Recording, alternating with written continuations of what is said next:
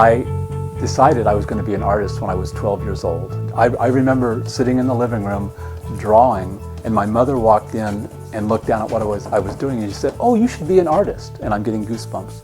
When she said that, at that moment, when I was 12 years old, I knew I was going to be an artist. That's what I was going to do for the rest of my life.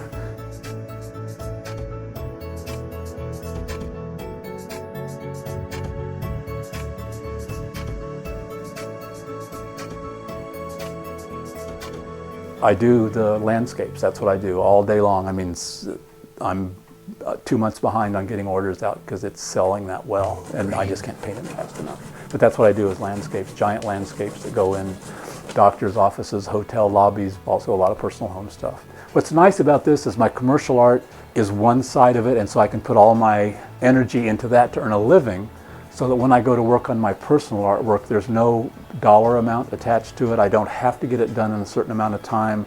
It evolves of its own grace and empathy. It finds its own place in the world. I'm working on a big show. It may or may not happen. I don't know, because there's no schedule, because I don't have to earn a living from that. And it doesn't have to have a certain value. It gets to be whatever it wants to be. So it actually is kind of nice that I have a commercial side that pays the bills and is doing well.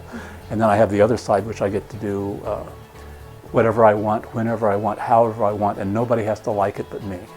I really am one of those people who wants things to happen spontaneously, which is why I take on the CD project or the labels for the wine, or take on the book project, because it throws me into an area where I'm not comfortable, where my feet are off balance, where you kind of have to find your equilibrium, and so you have to scramble. I've been putting images and ideas into my brain for 60 years, and so I figure if I just bounce my head against the wall real hard, something good's going to come out. That's the joy of art for me. It isn't the final product you hang on the wall is like a bookmark. It isn't really, the art is over at that point. When you look at something hanging on the wall, that isn't the art. The art happened between me and the product when I was in that moment of discovery and excitement. When the juice is flowing and you're getting goosebumps like right now, that's when the art is happening. The art is over by the time it's on the wall. That's just a bookmark. That's a bookmark in that day of my life. So you can open up to that day of my life and maybe get a feeling for where I was at on that day, although who knows, I can't even remember it that well.